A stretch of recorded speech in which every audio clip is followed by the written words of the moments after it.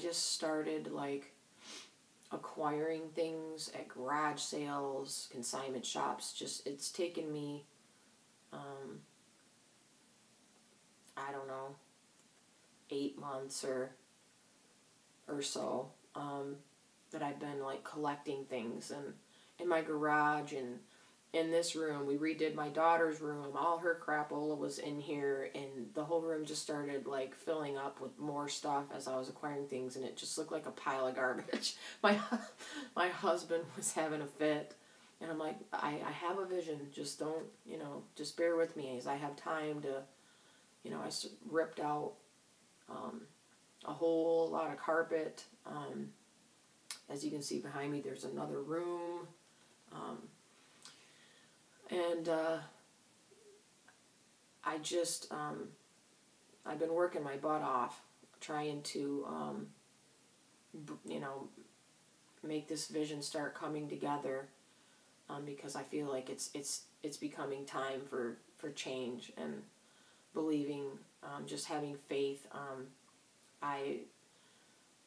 God told me like a year ago that maybe it was the end of 2015 that I was gonna start recording. This is the year you're gonna start recording your music. And I'm like, yeah, you know that I need a lot of money, right, to do that? We have no money. I need time to do that. I don't have any time. So I was just like kind of baffled how that was going to happen. But I did take steps of faith and start checking out. Because in my mind, I'm thinking, I'm going to be in a studio. And what happened was, I did go to a few studios, and nothing was feeling right in my spirit. I had opportunities, many opportunities. I had to have peace. My advice to anybody, if you're trying to make a decision about, I don't even care what it is, if you don't have peace about it, don't do it. Even if like mentally, like it all checks out, like this is the right thing to do. If you don't have peace about it, that's an indicator that something's, not right with it. So I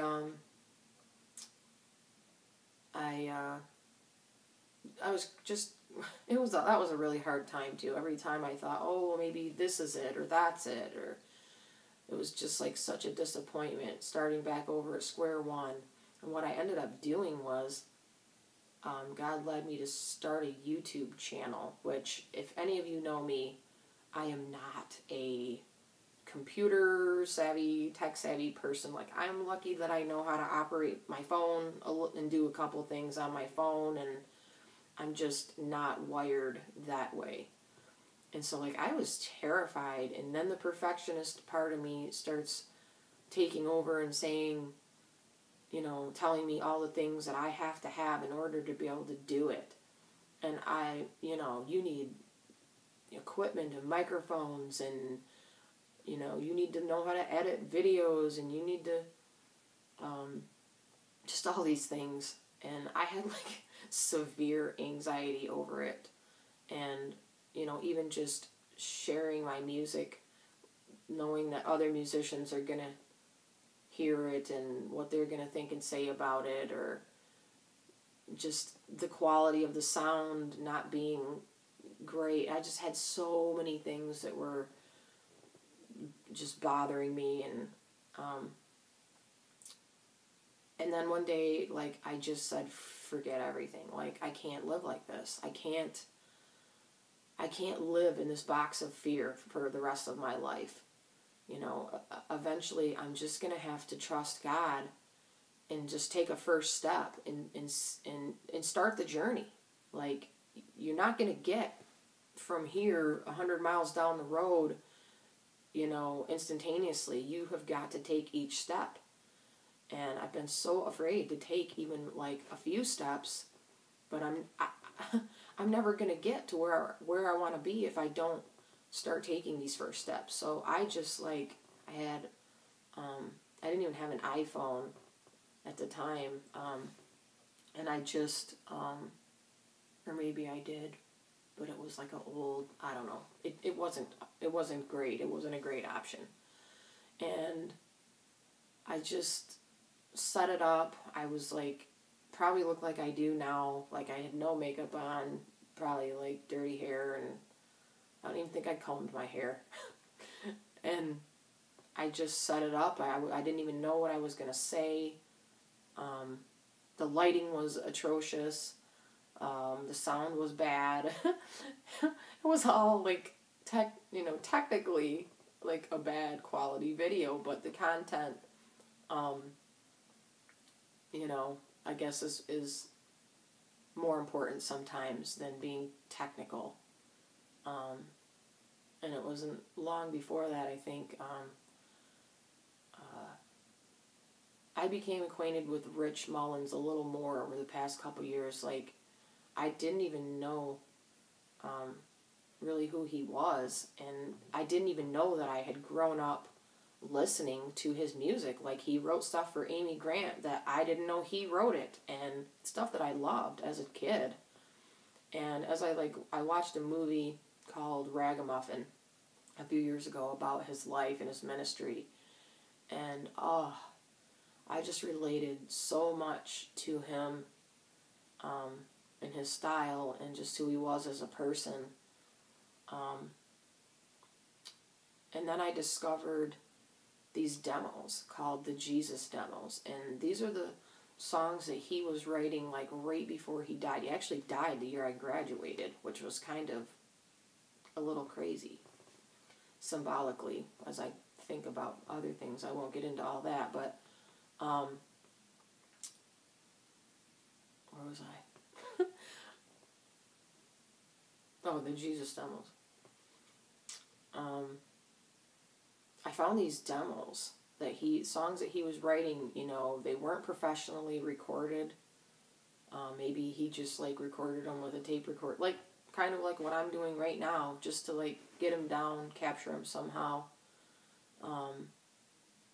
And for like months, like I just listened to him over and over, and I just, the quality of the sound wasn't that great, but like I wept and I wept over some of those songs, and they meant so much to me, and they mean so much to me, and I'm so glad that they were recorded in any way, shape, or form.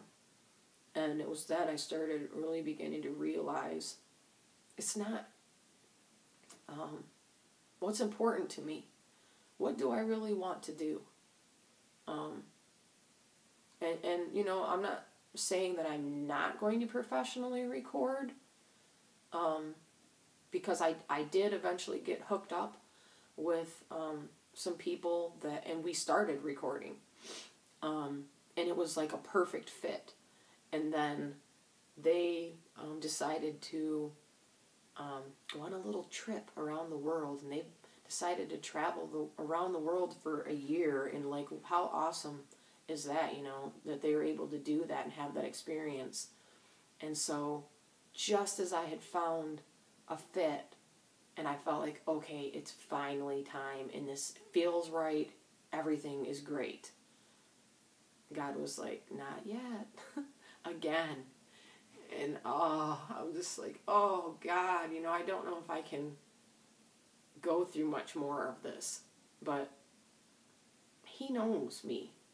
He knows when I'm going to be completely ready. And apparently, even though I thought I was finally ready, I wasn't. And even though it's just been so hard, like I feel myself getting stronger in ways that only I can't even really describe to other people how I feel going through what I've experienced. But yeah, I'm not even gonna try. But anyway, so I've